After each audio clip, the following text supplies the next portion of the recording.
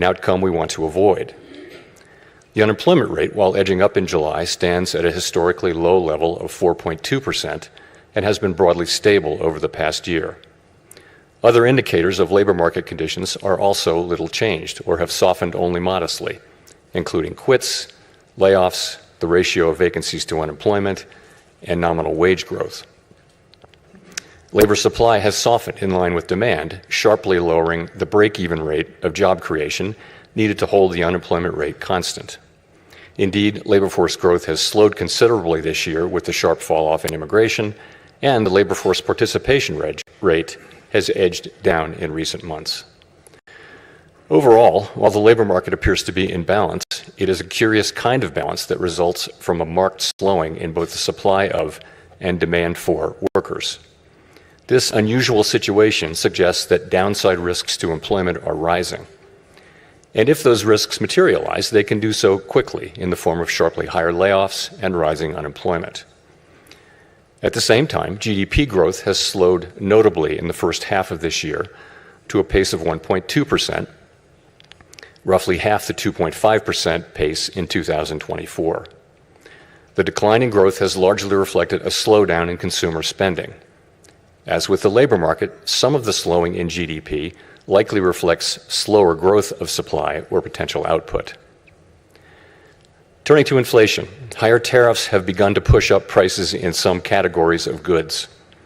Estimates based on the latest available data indicate that total PCE prices rose 2.6% over the 12 months ending in July. Excluding the volatile food and energy categories, core PCE prices rose 2.9%, above their level of a year ago. Within core, prices of goods increased 1.1% over the past 12 months, a notable shift from the modest decline seen over the course of 2024. In contrast, housing services inflation remains on a downward trend, and non-housing services inflation is still running at a level a bit above what has been historically consistent with a 2% inflation. The effects of tariffs on consumer prices are now clearly visible. We expect those effects to accumulate over coming months, with high uncertainty about both timing and amounts. The question that matters for monetary policy is whether these price increases are likely to materially raise the risk of an ongoing inflation problem. A reasonable base case is that the effects will be relatively short-lived, a one-time shift in the price level. Of course, one time does not mean all at once. It will continue to take time for tariff increases to work their way through supply chains and distribution networks. Moreover, tariff rates continue to evolve, potentially prolonging the adjustment process. It's also possible, however, that the upward pressure on prices from tariffs could spur a more lasting inflation dynamic, and that is a risk to be assessed and managed. One possibility is that workers who see their real incomes decline because of higher prices demand and get higher wages from employers, setting off adverse wage price dynamics. Given that the labor market is not particularly tight and faces increasing downside risks, that outcome does not seem likely. Another possibility is that inflation expectations could move up, dragging actual inflation with them. Inflation has been above our target for more than 4 years and remains a prominent concern for households and businesses. Measures of longer-term inflation expectations, however, as reflected in market and survey-based measures, appear to remain well anchored and consistent with our longer-run inflation objective of 2%. Of course, we cannot take the stability of inflation expectations for granted. Come what may, we will not allow a one-time increase in the price level to become an ongoing inflation problem. So, putting the pieces together, what are the implications for monetary policy? In the near term, risks to inflation are tilted to the upside and risks to employment to the downside, a challenging situation. When our goals are in tension like this, our framework calls for us to balance both sides of our dual mandate.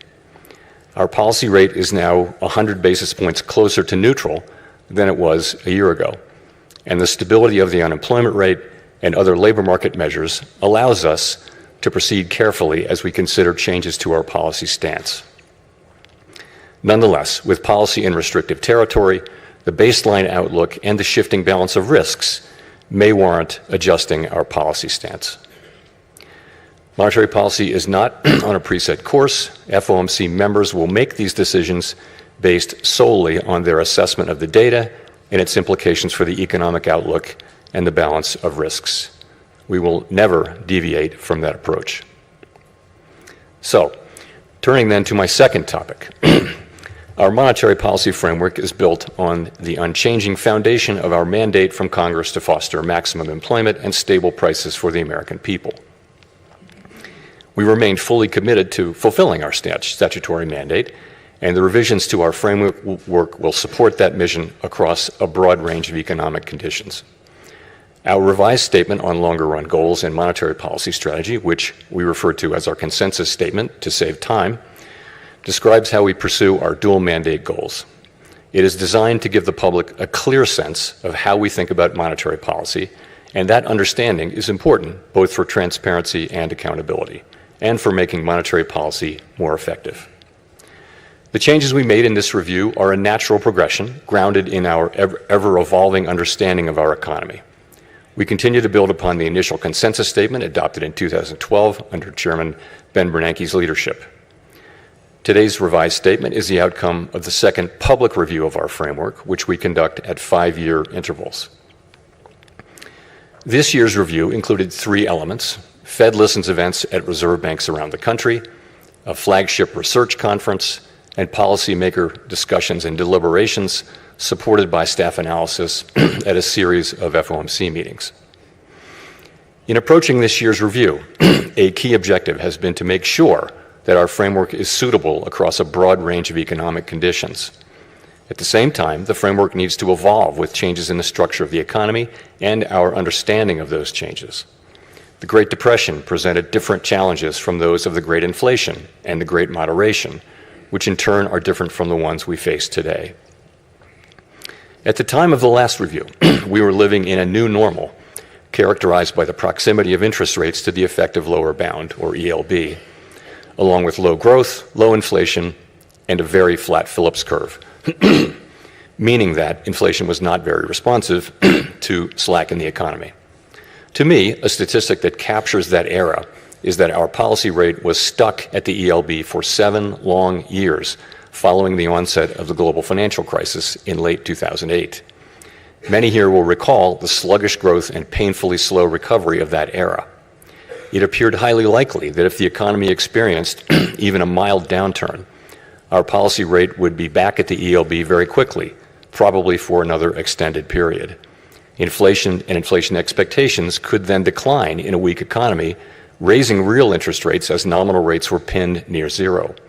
Higher real rates would further weigh on job growth and reinforce the downward pressure on inflation and inflation expectations, triggering an adverse dynamic. The economic conditions that brought the policy rate to the ELB and drove the 2020 framework changes were thought to be rooted in slow-moving global factors that would persist for an extended period. And they might well have done so, if not for the pandemic. The 2020 consensus statement included several features that addressed the ELB-related risks that had become increasingly prominent over the preceding 2 decades. We emphasized the importance of anchored inflation, longer-term inflation expectations to support both our price stability and maximum employment goals. Drawing on an extensive literature on strategies to mitigate risks associated with the ELB, we adopted flexible average inflation targeting, a make-up strategy to ensure that inflation expectations would remain well anchored even with the ELB constraint. In particular, we said that following periods when inflation had been running persistently above 2%, appropriate monetary policy would likely aim to achieve inflation moderately above 2% for some time. In the event, rather than low inflation in the ELB, the post-pandemic reopening brought the highest inflation in 40 years to economies around the world.